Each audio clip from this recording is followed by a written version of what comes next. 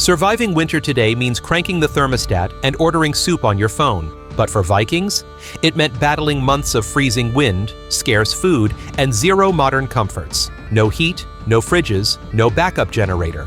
Just raw grit, clever hacks, and a whole lot of dried fish. These Norse legends didn't just survive. They adapted, thrived, and passed down some seriously impressive survival skills. And the wild part? Many of these still work today. Let's dive into 9 Viking survival tricks that might just come in handy if things ever go sideways. Drying fish and meat for the long dark. When you're a Viking and winter hits, your enemies aren't just rival clans or sea storms. It's hunger. No crops, no fresh hunting, no food trucks rolling through the fjord. Just months of freezing cold and empty traps. That's why the Norse took preservation seriously, especially with fish and meat, their main protein sources. As soon as the summer and fall hauls came in, preservation season began. Fish like cod and haddock were cleaned, decapitated, and then hung on massive wooden racks called yell, exposed to icy sea winds. No salt, no smoke, just cold, dry air. Over weeks, the fish hardened into stockfish, a dried food so tough you practically needed an axe to chew it. But once boiled or pounded into flakes, it was filling, nutritious, and, best of all, nearly immortal. Properly dried, it could last for years. Meat got a similar treatment. Vikings sliced venison, lamb, or even whale into thin strips and dried it near the hearth or over open fires. They made a sort of proto-jerky, sometimes smoking it with local wood or herbs for added flavor. These meats became crucial winter rations, especially when raids or hunting failed. In fact, dried meat was often packed for long sea voyages, where rot could mean death. And this wasn't just survival, it was community. Drying food was a group effort, with families helping each other process, hang, and monitor the goods. They relied on these methods not just to survive, but to thrive in some of the harshest conditions on Earth. Today, these same methods still work. In off-grid communities or bushcraft circles, air drying and smoking remain reliable tools for long-term food storage. So next time your fridge goes out, remember, a Viking would already have dinner hanging on the rack. Insulating homes with turf and wool. Surviving a Viking winter meant doing more than just layering up. You had to turn your home into a fortress against the cold. The Vikings didn't have central heating, but they mastered the art of insulation with materials that were cheap, local, and surprisingly effective. The first line of defense was turf. That's right, grass and soil. Vikings would cut thick slabs of sod from the ground, roots and all, and stack them to create walls or add layers over wooden frames. These turf blocks worked like natural insulation, keeping warmth in and the icy winds out. It might not look glamorous, but it worked. A well-built turf house could stay surprisingly warm even in sub-zero weather. Inside, they didn't stop there. Animal skins, furs, and especially wool were used to line bedding, hang over doorways, and create layers of clothing that trapped body heat. Wool was a Viking favorite. Unlike cotton, it keeps insulating even when wet. That's crucial when snow is melting on your clothes every time you step inside. Vikings would even stuff wool into cracks and crevices of their homes like primitive spray foam. This approach to insulation wasn't just about comfort, it was a matter of survival. Hypothermia could kill in a single night, especially in the long, dark Scandinavian winters. By using natural, renewable resources and clever building techniques, Viking families managed to create warm, livable spaces with zero electricity and no modern materials. They didn't just brave the cold, they beat it. Snowshoeing and winter travel. Vikings were not the kind to hibernate when the snow fell. Even during the harshest winters, they needed to hunt, trade, and sometimes raid. But trudging through deep snow in regular footwear would leave anyone stuck, exhausted, or worse. That's where snowshoeing came in. This skill was a literal lifesaver. By crafting snowshoes out of wood and rawhide, Vikings could walk across snow without sinking in. Think of them as the original off-road gear for human feet. Snowshoes worked by distributing a person's weight over a larger surface area, which kept them from punching straight through the snow.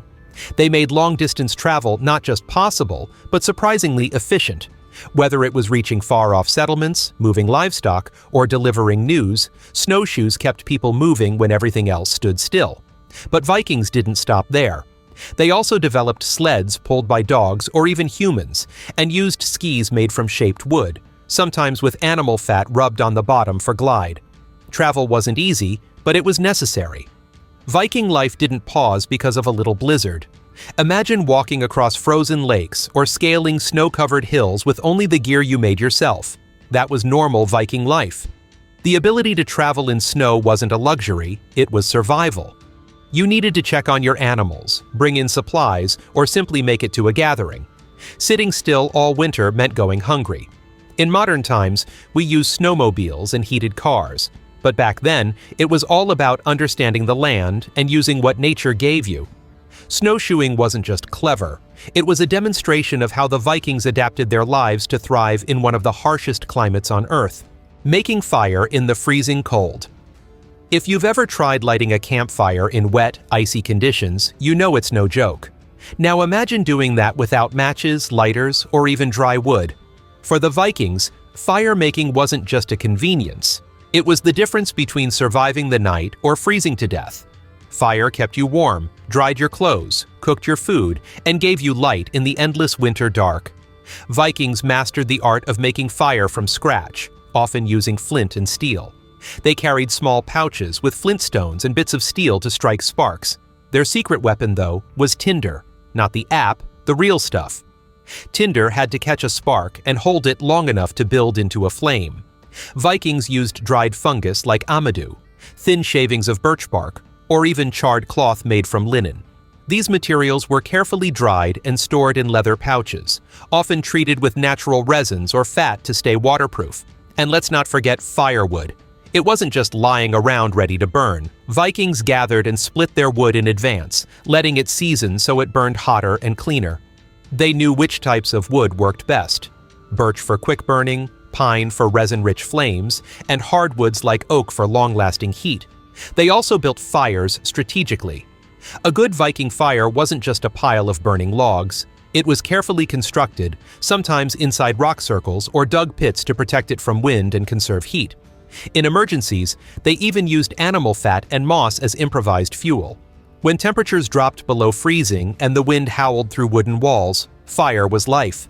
The Vikings didn't just know how to make fire, they knew how to depend on it every single day. Crafting waterproof clothing from nature. Vikings didn't have Gore-Tex, but they weren't about to spend winter soaked and shivering either. Staying dry was just as important as staying warm, and that meant figuring out how to make clothing that could handle sleet, snow, and cold sea spray, using whatever nature offered. The secret? Wool, and lots of it. Not just any wool, though. Vikings prized wool from their native sheep breeds, which had a dual-layered fleece. The outer layer was coarse and water-resistant. The inner layer was soft and warm. When woven properly, the two layers created fabric that repelled water while keeping heat close to the body. They didn't wash out the lanolin, the natural oil in sheep's wool. It acted like a built-in water shield. Think of it as the medieval version of a raincoat, but made entirely by hand. Cloaks and tunics were the first line of defense, often thick and heavy with dense weaving. Vikings also wore woolen leg wraps and mittens, sometimes lined with fur for extra insulation. For really harsh conditions, they turned to animal hides. Seal skin, when available, was an excellent waterproof layer. Deer and reindeer hides were common, especially with the fur still on. Shoes were another battlefield. Vikings made turn shoes, leather footwear sewn inside out and then flipped, giving a smoother outer surface to help keep water out. They were sometimes stuffed with straw or moss for extra warmth and padding, and if they got soaked, they dried them carefully by the fire, never directly on it, to avoid ruining the leather. These weren't fashion pieces, they were survival gear. Every stitch, every layer had a purpose. And while they didn't have synthetic materials or factory-made boots, Vikings used what they had to stay dry, warm, and alive. Tracking animals in the snow. When you live where winter lasts half the year and hunting means the difference between survival and starvation, reading the snow becomes second nature. For the Vikings, tracking wasn't some niche wilderness skill. It was a way of life. If you couldn't follow footprints, you didn't eat. Fresh snow was the perfect canvas. Vikings learned to spot the difference between a rabbit's hop and a fox's silent trot. Deer left split hooves with a distinct splay, while boars dragged their heavy bodies low to the ground. Wolves often walked in straight lines, single file, with each paw falling nearly into the last, something easy to confuse with dogs if you weren't careful. But tracks were only part of the picture. Vikings also looked for broken twigs, scattered droppings, and even the way snow was disturbed around a bush. They'd note when the snow was kicked up or melted slightly, evidence of recent movement. Time of day mattered too.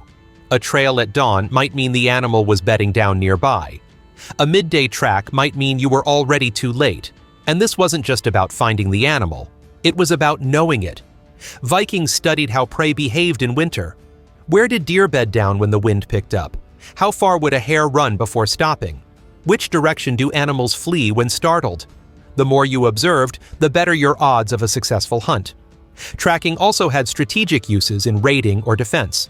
Vikings could detect human intruders just as easily. Footprints, dropped gear, even where snow had been brushed aside to make camp. In a landscape where silence ruled and snow covered everything, the Vikings didn't just see tracks, they read them like stories written in white. And those stories often ended in dinner. Ice fishing on frozen lakes. When the seas froze and rivers slowed to a crawl, the Vikings didn't hang up their fishing lines. They adapted. Ice fishing wasn't a last resort. It was a carefully practiced survival strategy that gave access to protein when everything else was locked under snow.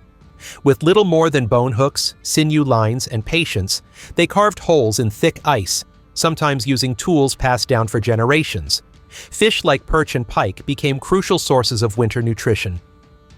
Vikings chose fishing spots carefully, based on generations of observation.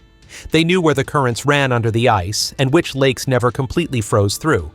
Some families built small shelters over fishing holes to block the wind and trap warmth. It wasn't glamorous, but it meant survival. Ice fishing also served a community purpose. Catches were often shared or preserved to trade with nearby farms or travelers. Salted or smoked fish became reliable winter trade currency. Unlike large-scale sea voyages, which risked storms and pirates, ice fishing was something any village could organize with teamwork and planning. Modern ice fishing might come with fancy gear and thermal clothes, but the core idea remains the same. When everything else disappears under snow, there's still food waiting beneath the ice. The Vikings knew that with enough grit and knowledge of their waters, even the coldest day could bring dinner home. Blacksmithing for tools and weapon maintenance. In the Viking world, survival wasn't just about brute strength, it was about preparation. And few skills were as vital during winter as blacksmithing. When the seas froze and the raids paused, Viking blacksmiths lit their forges. Why? Because a dull axe or broken shovel in midwinter could mean disaster. Blacksmiths weren't just making swords for glory, they were fixing farming tools, reshaping iron nails, repairing sled runners, and even reforging fishhooks. This was the off-season work that kept Viking villages running smoothly when everything else was buried in snow. The forge became the village heartbeat during harsh winters. A simple chunk of bog iron could become a life-saving knife or a durable pothook. Vikings didn't waste. Everything broken had potential to be reforged. If the sheep shears snapped, they didn't wait for spring markets. They went to the blacksmith.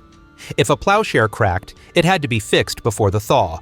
Winter blacksmithing wasn't glamorous, but it was sacred work. You weren't just hammering metal, you were holding the community together. Fueling a forge took skill too. Vikings used charcoal made from carefully prepared wood, often burned in slow, smothered fires during autumn just for this purpose. Bellows, usually made from animal hides, were operated tirelessly to keep temperatures hot enough to mold iron. It was loud, smoky, and backbreaking work, but the warmth of the forge was often the warmest place in the village. In a world without spare parts or Amazon deliveries, blacksmiths were the original engineers and mechanics. Their work in the dead of winter was the difference between survival and struggle. For the Vikings, iron was life, and the blacksmith was the one who made sure it stayed sharp. Community sharing and resource pooling. When winter slammed into a Viking village, it didn't just test individual strength, it tested the strength of the whole community. This wasn't the time for lone wolves.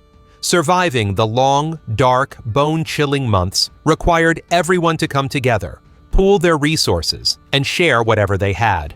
It wasn't charity, it was strategy.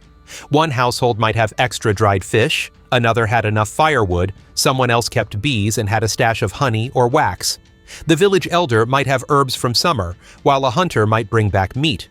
Instead of hoarding, Viking communities were built on the idea of mutual survival. Every shared bowl of stew or traded bundle of wool was an investment in the group's strength. This was how you got through 6 months of cold without losing your mind or your life. There were no official banks or welfare systems. Trust was the currency. If someone's roof collapsed under snow, neighbors showed up. If a child got sick, the whole village cared for them. If someone's food ran out, there was no shame in knocking on a neighbor's door, because you might be the one knocking next time. They even had winter storytelling gatherings and communal meals in the longhouse, not just to eat, but to stay sane. These gatherings weren't just about food, they were about morale. Vikings understood something modern society sometimes forgets. Isolation is dangerous. Sharing, supporting, and surviving as a group wasn't optional, it was essential. In a Viking winter, your greatest survival skill might not have been how many swords you owned or how well you hunted. It was how well you looked after others and how well they looked after you. Viking winter survival was no accident. The Vikings didn't survive harsh winters by chance. They planned for it all year long. Every skill they practiced was about staying one step ahead of the cold, drying meat, insulating homes with turf, crafting waterproof clothes, and sharing resources weren't extras. They were the difference between life and death. And it wasn't just about surviving the cold. These skills made Viking communities stronger. They built a culture where preparation was expected, cooperation was necessary, and resilience was part of daily life. Even kids were taught how to contribute, whether by sewing or herding or helping with storage. In modern times, we tend to forget just how powerful those basics are. We rely on technology and convenience. But if things ever went sideways, it wouldn't be the strongest who made it. It'd be the most prepared. The Vikings didn't wait for trouble. They built the tools, the homes, and the habits they needed to thrive before the snow ever fell.